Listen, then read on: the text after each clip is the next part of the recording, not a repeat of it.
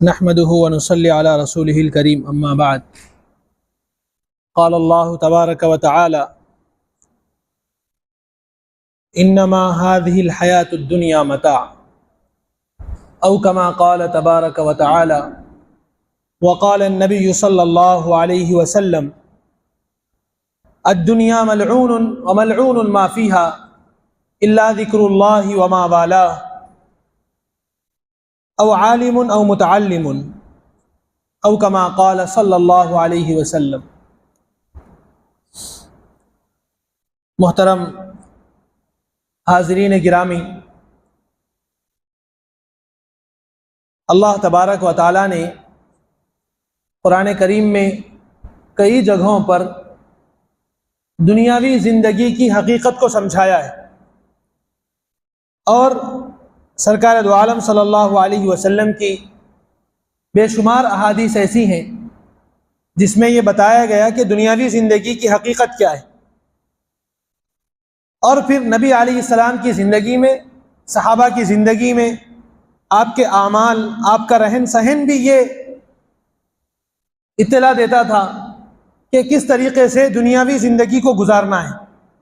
तो आज इस बारे में सुनेंगे और इसके सुनने का मकसद ये है कि हम दुनिया में जिस हाल में हो और जैसी हम ज़िंदगी गुजार रहे हैं, चाहे सब्र की, चाहे शुक्र की, चाहे माल की, चाहे फ़क्र की, हमें ये एहसास हो कि ये हमेशा की ज़िंदगी नहीं, हमें अल्लाह की तरफ जाना है। और हमें ये एहसास हो कि ये दुनिया है, चाहे माल हो, चाहे फ़क्र हो, चाहे खुशी हो, चाहे गम हो, हर चीज़ ज़ाइल होने वाली है। एक नबी अलैहिस्सलातु वस्सलाम शायर नहीं है। कुरान करीम ने कहा वमा अल्लमनाहु शि'रा वमा यंबग़ी ला, नबी अलैहिस्सलाम शायर नहीं है और ना नबी अलैहिस्सलाम को शेर जचता है। लेकिन नबी अलैहिस्सलाम कभी कभार किसी के अशार को पढ़ दिया करते थे। तो एक मरतबा नबी अलैहिस्सलाम ने फरमाया, एक शायर थे ज़माने जाहिलियत में, लबीद नाम, बाद में वो मुसलमान हुए, सहाबी बने। उनका एक शेर नबी अलैहिस्सलाम ने फरमाया अशअरु कलिमतिन क़ालहा लबीद, कि सबसे बेहतरीन शेर अगर इस रुए ज़मीन पर कहा गया तो लबीद ने कहा है। सबसे बेहतरीन शेर नबी अलैहिस्सलातु वस्सलाम को बहुत पसंद था। अला कुल्लु शैइन मा खलल्लाह बातिलु, सुन लो कि अल्लाह के अलावा हर चीज खत्म होने वाली है। दुनिया, खानदान, रिश्तेदार, माल, दौलत, इज्जत, शोहरत, हर चीज खत्म होने वाली है अल्लाह के अलावा। इंसान को दुनिया में किस एहसास के साथ रहना चाहिए, ये इस शेर में रहनुमाई मिलती। नबी अलैहिस्सलाम बहुत पसंद करते थे और पढ़ा करते थे अला कुल्लु शैइन मा खलल्लाह बातिलु, कि सुन लो कि अल्लाह के अलावा हर चीज फना होने वाली है। व कुल्लु नईमिन ला मुहालत ज़ाइलु, और जिस नेमत में तुम हो कभी ना कभी वो ज़ाइल होकर रहेगी। चाहे तुम बादशाह हो, चाहे पावर में हो, चाहे माल और दौलत का अंबार तुम्हारे पास, कभी ना कभी वो नेमत ज़ाइल होने वाली है। ये शेर नबी अलैहिस्सलाम फरमाते थे कि सबसे बेहतरीन शेर है नसीहत करने के लिए। तो खुलासा ये है कि हमें ये एहसास हो कि ये दुनियावी ज़िंदगी बेपायदार है। ये एहसास के साथ हम रहें, चाहे हम खुशहाली में रहें, चाहे दुख में रहें, ये एहसास के साथ रहें कि दुनिया अल्लाह की नज़र में इसकी वक़ात क्या है, हमारी नज़र में आखिरत असल है। चुनांचे कुरान करीम ने दुनिया को अलग अलग तरीके से तारुफ करवाया है दुनिया का। एक जगह कुरान करीम ने कहा इन्नमा हाज़िहिल हयातुद दुनिया मता', कि ये दुनियावी जिंदगी तो एक सामान है। जैसे जरूरत का सामान हम लेते हैं, कुरान करीम ये कहता है कि दुनियावी जिंदगी तो सामान की तरह है। और सामान, मताउन का लफ्ज कुरान ने यूज किया कि दुनियावी जिंदगी जो है वो मता है। तो इसका मतलब क्या है?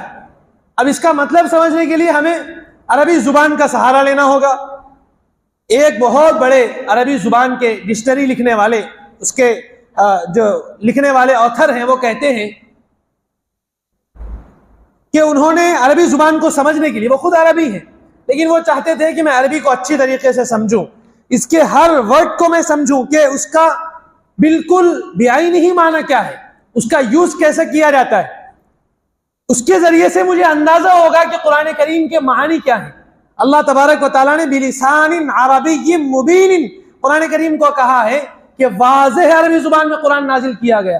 तो सिर्फ अरबी नहीं है, आज अरब मुल्कों में जो अरबी बोली जाती है उसका कुरान से कोई ताल्लुक नहीं, वो बहुत रफली बोलते हैं। तो कुरान करीम की अरबी बहुत अच्छी है और भी बहुत ज्यादा कुरान करीम की अरबी वो ग्रामर से करीब है। तो कुरान ये कहता है बिलिसान अरबी मुबीन, वाज़ेह अरबी जुबान में हमने कुरान को उतारा है। तो उसको समझने के लिए उन्होंने चाहा कि मैं अरब के देहातों का दौरा करूं। अरब का मसला ये है कि अरब के देहातों में सबसे अच्छी अरबी बोली जाती। नबी अलैहिस्सलाम को दूध पिलाने के लिए बनु साद कबीले में एक देहात में भेज दिया गया, मक्का शहर से। मक्का शहर पूरी दुनिया का पूरे अरब का सबसे अच्छा शहर था, लेकिन उस शहर में रखने के बावजूद बजाय नबी अलैहिस्सलाम को एक देहात में, बनु साद के एक देहात में भेज दिया गया। और वो भेजने का रीजन ही यही था। उस जमाने में जो बच्चों को भेजते थे, एक तो गांव की आबो हवा अच्छी होती है तो बच्चे सेहतमंद होंगे, दूसरा रीजन ये होता था कि जुबान अच्छी बोली जाती थी देहातों में। और हमारे यहाँ शहरों में अच्छी बोली जाती है, देहातों में रफ बोली जाती है। अरब में देहातों में अच्छी बोली जाती है। तो नबी अलैहिस्सलातु वस्सलाम को देहात भेज दिया गया। अब ये ऑथर कहते हैं कि मैं देहात का चक्कर लगा रहा हूं ताकि मैं समझूं कि कुरान करीम की जुबान क्या है, कुरान करीम के अल्फाज क्या हैं, और अरबी के जुबान में जो अल्फाज इस्तेमाल हुए उसके एक एक माना को समझूं। उनके दिल में उलझन थी कि कुरान करीम ने कहा कि इन्नमा हादिल हयातुद दुनिया मता। तो वो कहते हैं कि मैं एक देहात में पहुंचा तो वहां मैंने एक बच्चे को देखा कि वो अपनी माँ से कह रहा है कि माँ जब तुम घर में नहीं थी तो चोर घर में आया, कुत्ता घर में आया और उसने एक मता लेकर के वो घर से चला गया। तो अब मेरे जहन में आया कि ये तो देहात वाले हैं और ये अरबी जुबान अच्छी तरीके से बोलते हैं, क्योंकि देहात की अरबी बहुत अच्छी बोली जाती है। तो वो गए और वहां जाकर उन्होंने उस औरत से तहकीक की कि जिसको तुम मता कह रहे हो, तो ये मता क्या चीज है, क्या चीज जो है वो कुत्ता उठा करके तुम्हारे घर से ले गया। तो एक बर्तन पोंछने की जो कपड़ा और चिंदी होती है वो कुत्ता लेकर के गया था। उस औरत ने कहा कि ये लेकर के गया, और वहां उस गांव में और उस कबीले में उसको मता कहा जाता था। अब कुरान करीम को सुनिए, कुरान करीम ये कहता है इन्नमा हादिहिल हयातुद दुनिया मता, कि ये दुनियावी जिंदगी तो एक सामान है। और उसकी हैसियत क्या है? अगर आप अरबी में देखेंगे तो वो कपड़े और जो कपड़ों का फटा हुआ टुकड़ा जिसे हम साफ सफाई के लिए इस्तेमाल करते हैं, अल्लाह की नजर में वैसी हैसियत, क्योंकि अल्लाह मुकाबला करते हैं दुनिया का जन्नत से, जन्नत की नेमतों से, जन्नत की रिहाइश से। अल्लाह तबारक व तआला ने कुरान करीम में कहा मताउल गुरूर, एक जगह अल्लाह ने कहा कि ये दुनिया तो धोखे का घर है। व इन्नल आखिरत हिय दारुल करार, और आखिरत क्या है? दुनिया के बारे में अल्लाह कह रहे कि दुनिया तो धोखे का घर है, और आखिरत के बारे में फरमाते हैं कि आखिरत वो दारुल करार यानी हमेशगी का घर है, वहां हमेशा रहना है। तो जहां अल्लाह ने दुनिया का तारुफ कराया है वहां अल्लाह ने दुनिया को आखिरत से कंपेयर किया है। और अल्लाह तबारक व तआला दुनिया के बारे में ये कहते हैं कुरान करीम में है कि आखिरत में उठेंगे तो आज तो दुनियावी जिंदगी हम गुजार रहे हैं, 60-70 साल की ये जिंदगी है, और आखिरत में उठेंगे तो कुरान करीम ये कहता है अशियतन औ दुहाहा। कुरान करीम ये कहता है कि वो कहेंगे, आपस में कह रहे होंगे कि अरे हम दुनियावी जिंदगी में रह के आए हैं, ऐसा महसूस होता है कि हमारी ये 60-70 साल की जो जिंदगी है वो एक दिन की या आधे दिन की जिंदगी के बराबर थी। गुजरे हुए अपने जिंदगी के औकात को ऐसे याद करेंगे, ऐसा महसूस होता है कि हम आधा दिन या एक दिन दुनिया में रहे होंगे, उससे ज्यादा दुनिया में नहीं रहे। तो ये दुनियावी जिंदगी की हकीकत। और कुरान करीम ने ये कहा है, नबी अलैहिस्सलाम ने फरमाया है, नबी अलैहिस्सलाम के पास वो सहाबा भी हैं जो बड़े ताजिर हैं और बहुत अच्छी तिजारत करते हैं, लेकिन नबी अलैहिस्सलाम अपनी मजलिस में बारहा ये कहा करते थे और दुनियावी जिंदगी की हकारत को बतलाते थे, ताकि माल रहने के बावजूद, जैसे बुजुर्गों का कौल है कि माल जेब में रहे दिल में ना रहे। अल्लाह ने माल को जेब में रखने से मना नहीं किया, दिल में रखने से मना किया है। तो नबी अलैहिस्सलाम बारहा तवज्जो दिलाया करते थे ताकि अंदाजा हो कि हम जिस दुनिया में हैं वो कैसी गंदी।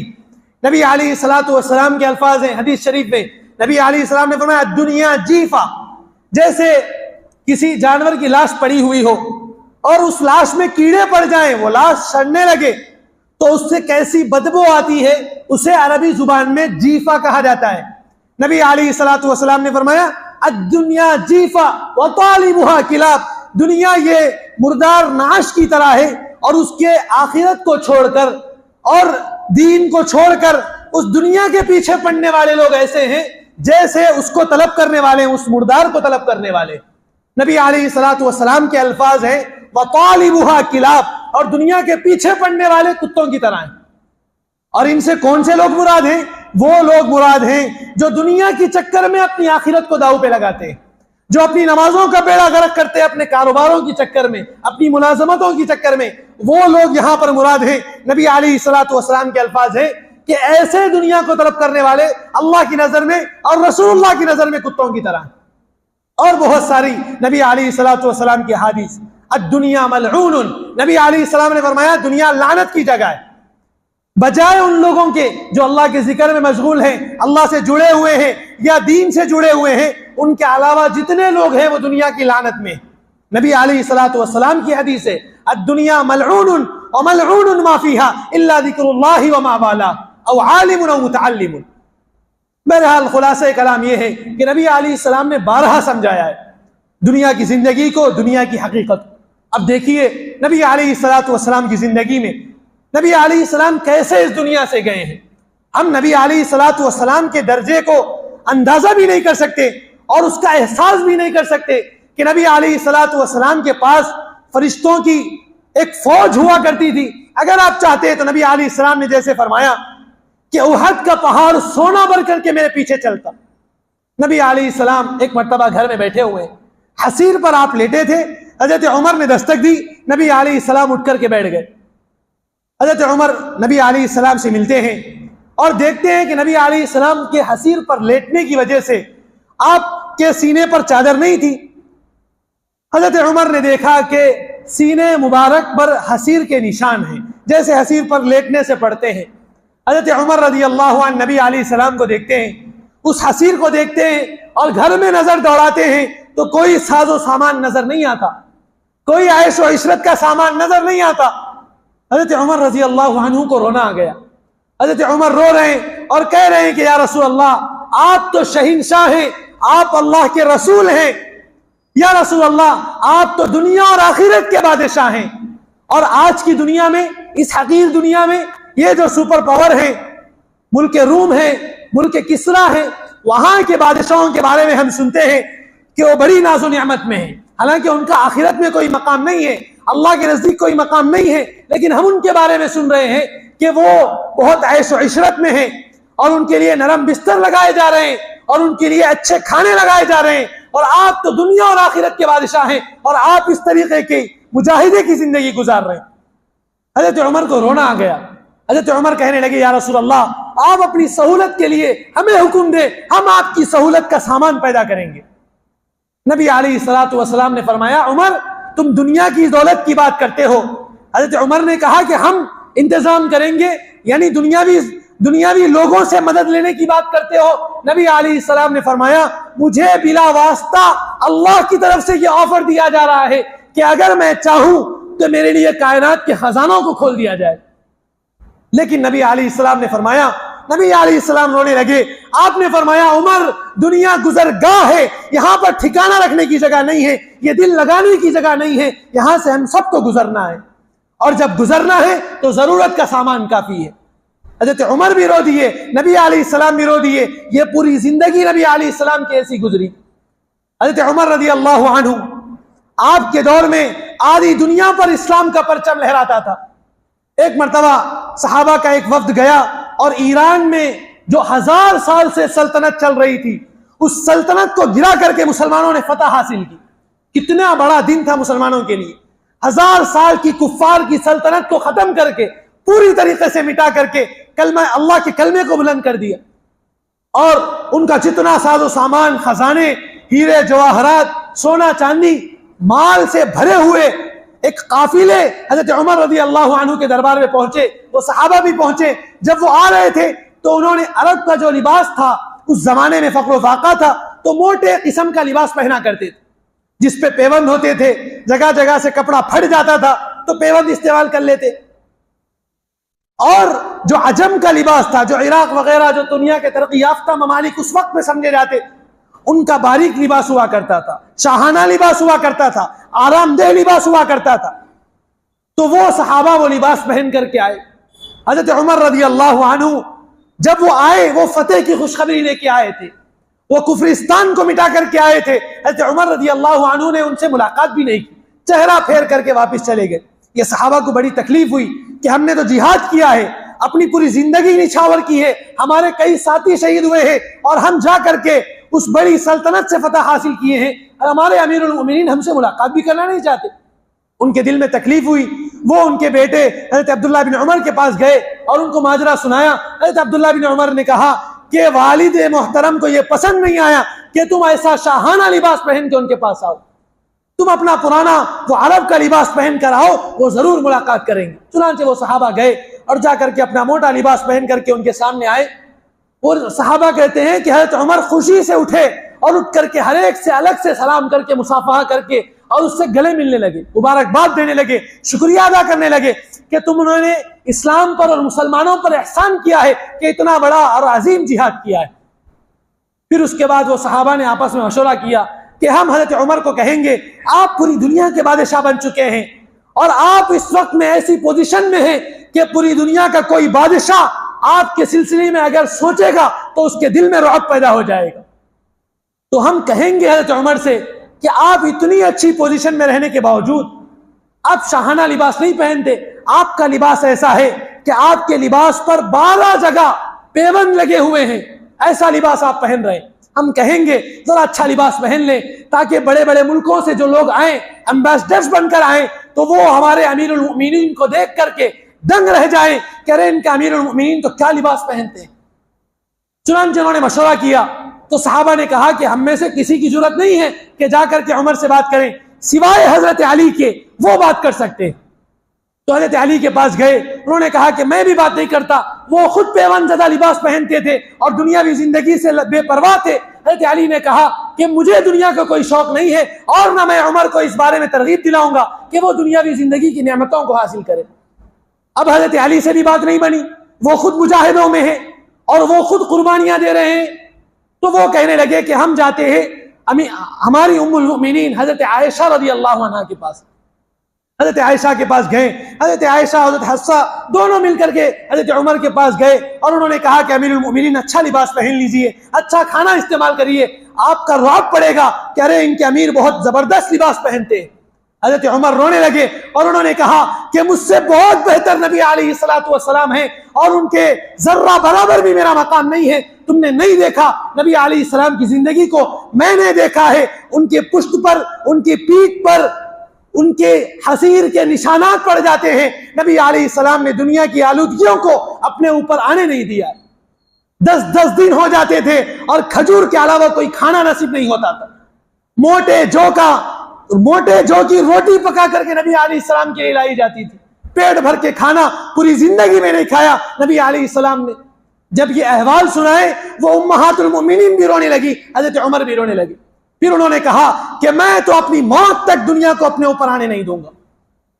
खुलासा कलाम ये बहुत सारे वाकयात। हजरत अली कहते हैं अमीरुल मोमिनीन है सैयदना अली इब्न अबी तालिब कर्रमल्लाहु वजहू, कितना मकाम अल्लाह के नजदीक, नबी अलैहिस्सलाम के नजदीक। एक सहाबी कहते हैं हजरत अली ने मुझे घर पे बुलाया, मैं समझा कोई तोहफा देने वाले, एक थैली घर से मंगाई, मैं समझा कोई हीरे जवाहरात देंगे और उस थैली से मोटे जौ का एक सत्तू निकाल करके मुझे पिलाया। मुझे पिया नहीं जा रहा था, मोटे जौ का सत्तू था और मुझे पिया नहीं जा रहा था। मैंने हजरत अली से कहा ऐ अमीरुल मोमिनीन, पूरी दुनिया आपके कदमों में है, आप ये मुजाहिदे करते हैं। हजरत अली रोने लगे, कहने लगे कि मैं तो अपने साथियों यानी रसूलुल्लाह सल्लल्लाहु अलैहि वसल्लम और खुलफाए सलासा के तरीके पे चलूं। खुलासा कलाम यह है कि कुरान ने, अहादीस ने और हमारे सहाबा ने हमें अपने वाकयात के जरिए से जगह जगह ये पैगाम दिया है कि दुनियावी जिंदगी गुजारने के लिए है, यहाँ पर हमेशगी की जिंदगी नहीं है। तो दुनियावी नेमतों से धोखा नहीं खाना चाहिए। कुरान करीम ने बारहा कहा कि वला यगुर्रन्नकुम बिल्लाहिल गरूर, ये दुनिया धोखा है, कहीं ऐसा ना हो कि दुनिया तुमको धोखे में मुब्तला कर दे। तो इसीलिए हम सबको ये पैगाम लेना है कि दुनियावी नेमतें हैं, आसाइशें हैं, अल्लाह ने हुक्म दिया है अल्लाह ने फरमाया है कि दुनिया में रहो और उसकी नेमतों को हासिल करो, इससे रोका नहीं गया है। लेकिन ये सारी चीजों का पैगाम और उसका मकसद ये है कि हम नेमत में रहते हुए आखिरत से गाफिल ना हो। अल्लाह तबारक व तआला कहने सुनने से ज्यादा अमल करने की तौफीक नसीब फरमाए। आमीन व आखिर दावाना अनिल हम्दुलिल्लाहि रब्बिल आलमीन।